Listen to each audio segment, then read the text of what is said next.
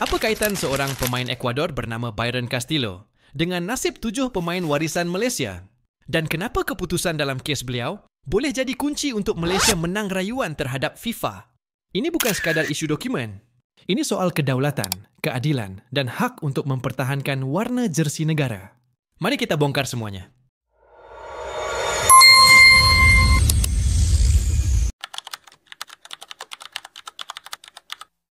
Malaysia kini berada di tengah-tengah ribut kecaman antarabangsa. Tuduhan bahawa kita menggunakan pemain tidak layak dalam skuad kebangsaan telah mencetuskan gelombang reaksi dari pelbagai sudut baik dari media luar, peminat bola sepak serantau dan pemerhati undang-undang sukan. Namun, sebelum kita tunduk kepada tekanan emosi dan persepsi liar, penting untuk kita kembali kepada asas fakta dan undang-undang. Isu ini bukan sekadar tentang bola sepak. Ia menyentuh soal kedaulatan, pengiktirafan negara dan tafsiran undang-undang antarabangsa. Dan untuk memahami kedudukan Malaysia dengan lebih adil, kita perlu melihat satu kes rujukan yang pernah menggoncang dunia bola sepak, kes Byron Castillo dari Ecuador. Sebelum kita masuk ke pembahasan, mari kita fahami dahulu maksud preseden.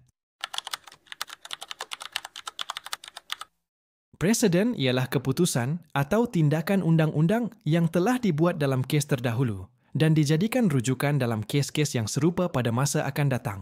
Dalam sistem perundangan, preseden berfungsi sebagai panduan atau asas untuk menentukan keputusan, terutamanya apabila isu yang dibangkitkan mempunyai persamaan fakta atau prinsip dengan kes yang telah diputuskan sebelum ini. Ia memberikan konsistensi dan keadilan dalam proses kehakiman, kerana mahkamah lazimnya akan merujuk kepada preseden yang relevan untuk memastikan keputusan yang dibuat tidak bercanggah dengan prinsip undang-undang yang telah ditetapkan. Byron Castillo ialah pemain Ecuador yang pernah dituduh lahir di Kolombia. Tuduhan itu datang dari dua buah negara pencinta bola sepak, Chile dan Peru, membuat aduan rasmi kepada FIFA. Mereka mendakwa Ecuador tidak layak ke Piala Dunia 2022 kerana menggunakan pemain yang dokumennya diragui. FIFA pun siasat dan memang ada percanggahan dalam sijil lahir Byron. Namun apabila kes ini dibawa ke KAS, Court of Arbitration for Sport, keputusan yang keluar menjadi titik perubahan besar dalam Undang-Undang Sukan Antarabangsa. CAS mengesahkan bahawa walaupun ada kesilapan dalam dokumen asal, Kerajaan Ecuador telah secara rasmi mengiktiraf Byron sebagai warga negara sah.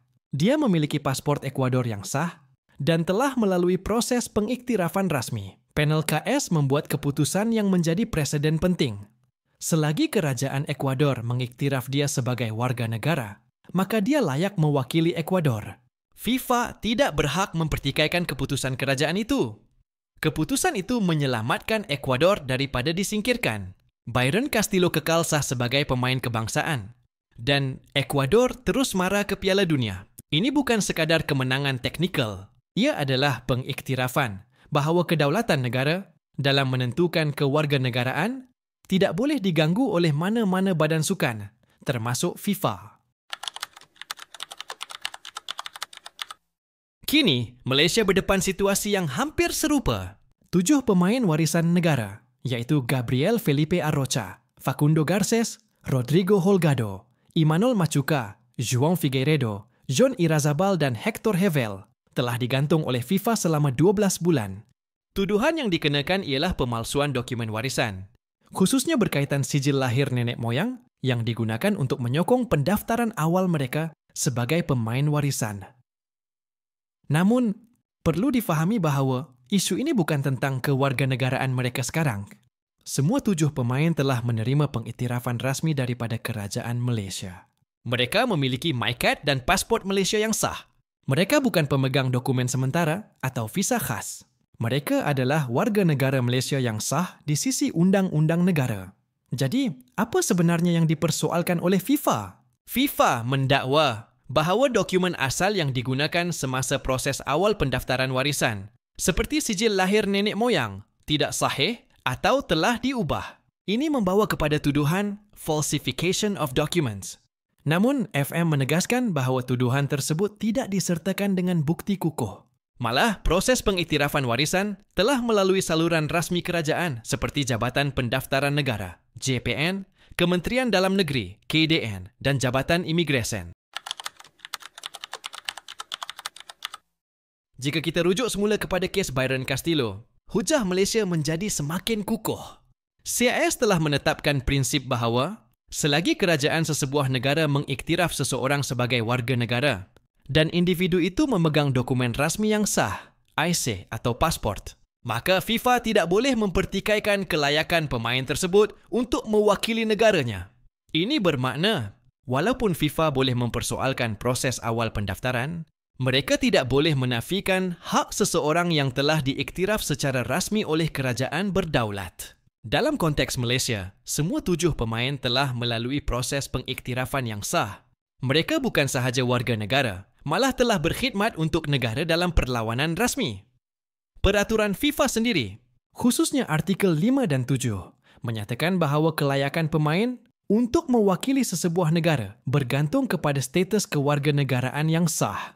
Dan dalam kes ini, Malaysia telah memenuhi semua syarat tersebut.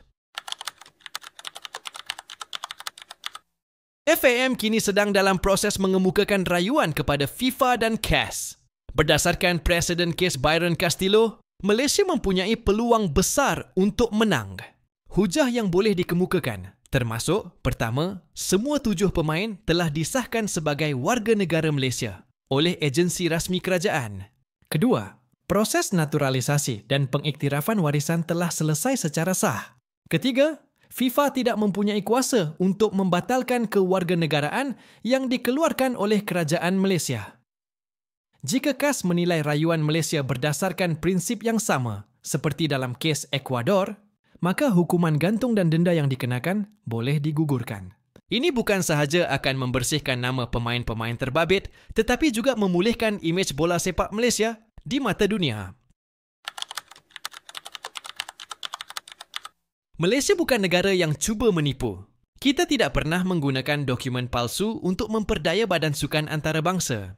Apa yang berlaku sekarang ialah perbezaan tafsiran antara Undang-Undang FIFA dan Undang-Undang Kewarganegaraan Malaysia. Dan dalam dunia yang menghormati kedaulatan, keputusan kerajaan sepatutnya menjadi kata putus. Semua pemain naturalisasi dan warisan kita telah melalui proses rasmi. Mereka adalah rakyat Malaysia yang sah. Isu dokumen warisan yang dipersoalkan kini sedang diperbetulkan melalui saluran undang-undang yang betul. Naturalisasi bukan penipuan. Ia pengiktirafan undang-undang. Bila kerajaan sahkan, tiada siapa pun waima termasuk FIFA tidak boleh nafikan kedaulatan itu. Harimau Malaya tidak kalah di padang. Kita sedang berjuang di mahkamah antarabangsa, bukan untuk menang semata, tetapi untuk mempertahankan maruah negara. Dan dalam perjuangan ini, kita perlukan sokongan semua penyokong, media dan rakyat Malaysia. Kerana bola sepak bukan sekadar sukan, ia cerminan semangat dan kedaulatan kita. Jika korang yakin Malaysia akan menang kes ini, jangan lupa untuk share video ini kepada orang yang menjadi pengkhianat dan pembenci revolusi Harimau Malaya. Konfirm merah pada muka mereka. Akhir kata, jatuh, bangun, selamanya Harimau Malaya.